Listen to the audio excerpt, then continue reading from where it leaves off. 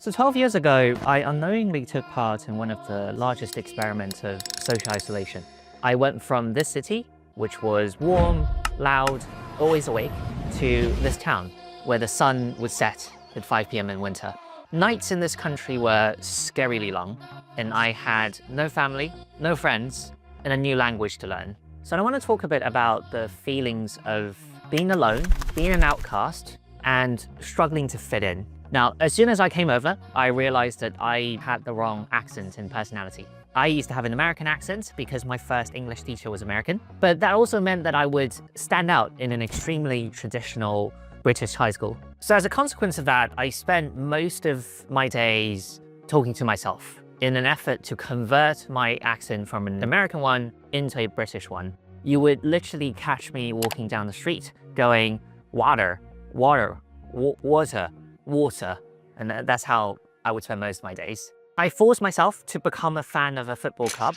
I forced myself to start listening to Pink Floyd because that's what everybody else around me was doing. And for the rest of the time, I would just lock myself in my room because I know that I'd embarrass myself otherwise. For a while, this almost seemed to work. I almost felt like I could just become a tiny, invisible part of the school that I wasn't fitting in, and I could just live my life without catching any unwanted attention. It was all working, but I was really fucking tired.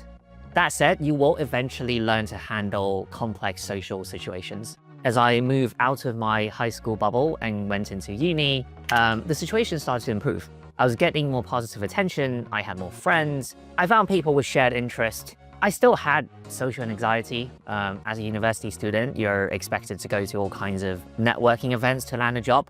I didn't really go to any. All this is to say, to this day, I still spent a ton of time being alone, but with slightly changed perspectives. Psychology studies do say that prolonged loneliness can be bad for you, but I do want to talk about the flip side of all these conversations. What if you being alone right now is actually beneficial? Because I owe the majority of my success to the idea of solitude.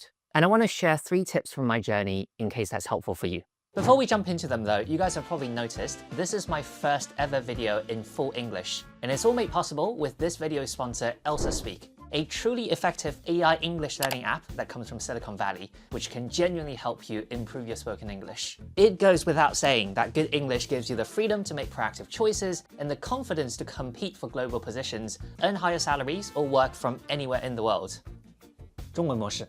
你可能和曾经的我一样，在一个陌生的环境，缺乏系统性学习英语，尤其是建立正确口音的方法。那么打开 ELSA Speak， 它不会一上来就逼你考试，而是会问你一些朋友一样的问题，比如你现在英语程度怎么样，想用英文做什么，以及你最想学什么样的口音，然后帮你做一套个人化的学习计划，根据你现在卡在哪里来安排你该练什么。APP 的设计非常游戏化啊，尤其是这个发音打分功能，真的是为当年留在英国的我量身定制。可以看到详细反馈，怎么念才正确。发音搞明白之后，你就可以用 ELSA 的角色扮演功能，选一个练习英语的场景，比如说面试啊、工作汇报啊、旅行啊，或者自定任何情境。结束之后，再给你一个中英文都能看得懂的分析反馈。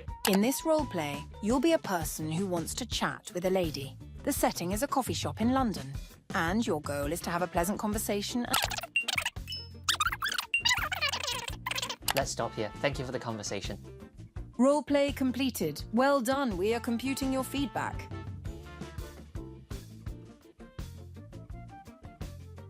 可以说 ELSA 就是一个不被打断、不被嘲笑的练习空间。Premium 用户还有非常王炸的 Speech Analyzer 网页端功能，很适合准备长篇英文会议或者简报的朋友。录下自己的声音，上传之后，系统会给你打分，分析语调节奏，还能预测雅思、托福等专业考试的分数。现在正值 ELSA Speak 新年限时大优惠，点击下方信息栏专属链接，在结账页使用我的优惠码本子 BENZI， 详情在视频最后介绍。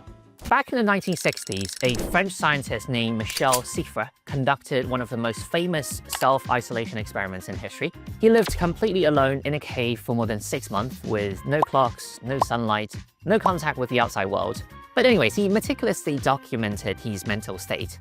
from losing track of time, mood swings, and even struggling to think clearly. Other researchers have later found that when volunteers were placed in soundproof rooms, many began experiencing anxiety, disorientation, and even hallucinations within just about 48 hours. So stories like these make us think that being alone is bad, and it's the wrong state to really live your life.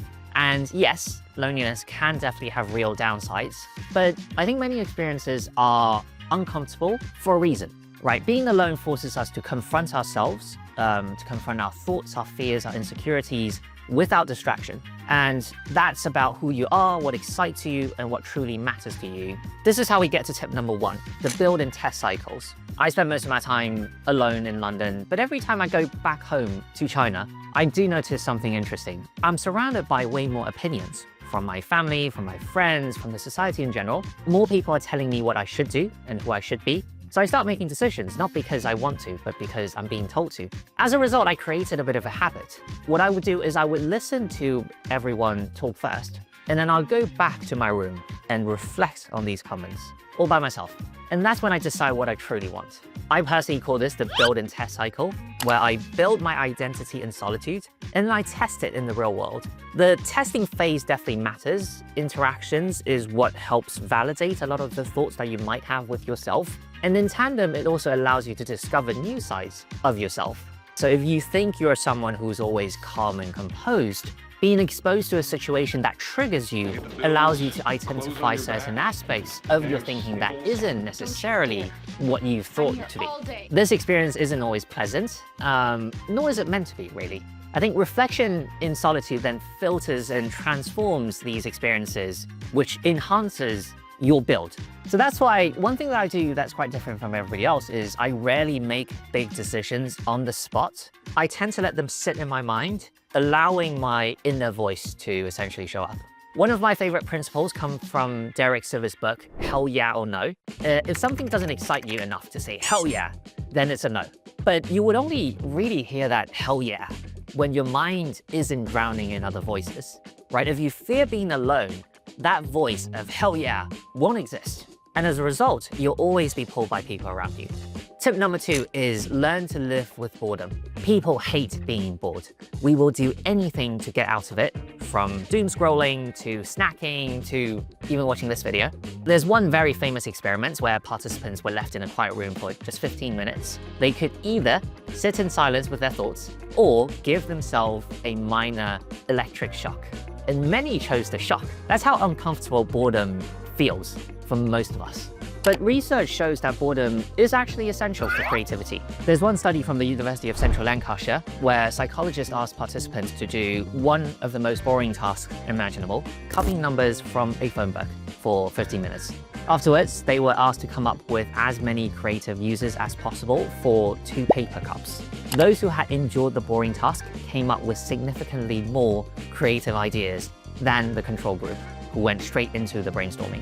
When your brain is understimulated, it starts to wander, to make new connections that then leads to something beautiful and meaningful. One of my favorite comedian, Jimmy Carr, once said, boredom is unappreciated serenity. Solitude or being alone shouldn't just necessarily be passive, like sitting in your room, scrolling through videos. It could also be active, right? Journaling, reading slowly, and thinking deeply. So I recommend you get used to the side effects of solitude, which is boredom, because hopefully at one point it'll lead to something amazing coming out of you. Tip number 3 is turn loneliness into empathy. So we definitely live in a bit of a loneliness epidemic, and it spreads quickly.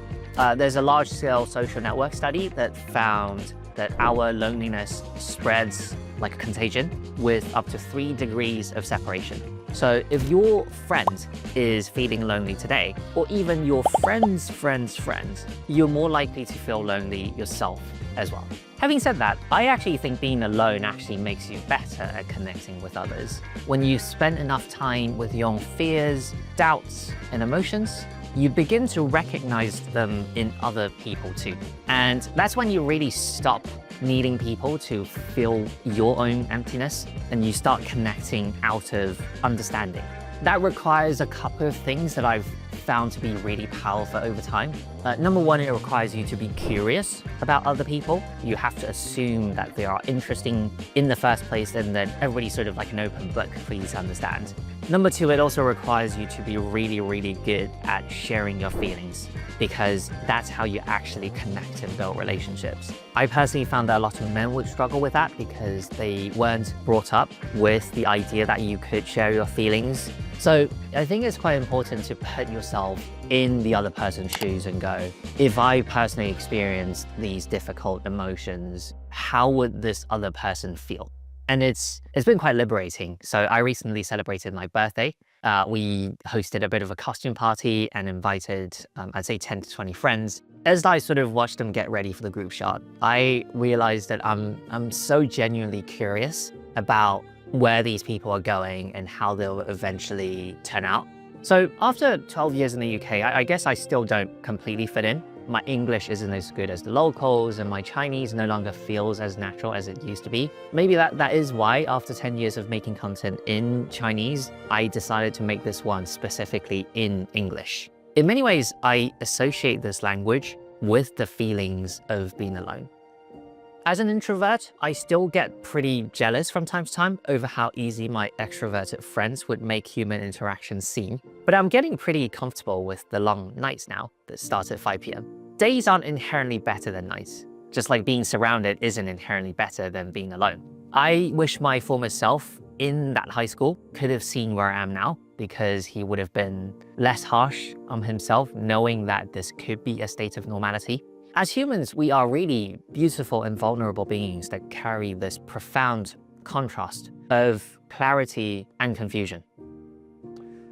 Everything you feel right now, you feel it for a reason. 但我还是不太喜欢足球。好，那么本期的视频到这里就结束了啊！第一次尝试全英文内容，希望你能喜欢。感谢看到这里的狗蛋，感谢点赞支持的狗蛋，当然还得感谢这期视频的赞助商 ELSA Speak。点击下方信息栏的专属链接，在结账页使用我的优惠码本子 BENZI， 就能买到本月超优惠的 ELSA 学习套餐，尤其是最受欢迎的 ELSA Premium 终身版，现在限时开放，购买一次就能解锁所有 AI 对话功能，不需要每个月订阅。所以说，如果你想把英语练好，千万不要错过这次机会啊！希望你以后也能做出跟我一样的视频，对吧？希望在评论区里也能听到大家对于学习和孤独的心得。好的，各位，I'll see you next time.